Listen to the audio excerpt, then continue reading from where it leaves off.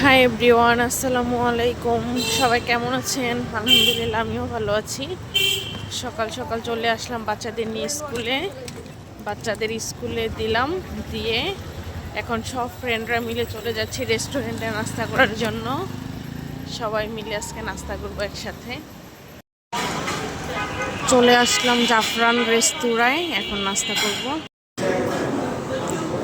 নাস্তা চলে আসছে, গরম গরম পরোটা, গরুর মেজবানি ডাল, হালুয়া। এই রেস্টুরেন্টের নাস্তা অনেক মজা। চা চলে আসছে, এখন চা খাবো। খাওয়া দাওয়া শেষ, এখন এগুলা খাবো। এগুলা খাবারের পরে খেতে ভালোই লাগে।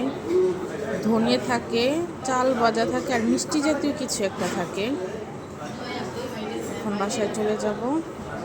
ভিডিওটি ভালো লাগলে অবশ্যই একটি লাইক করে দেবেন, চ্যানেলটি সাবস্ক্রাইব করে দেবেন। আল্লাহ হাফেজ।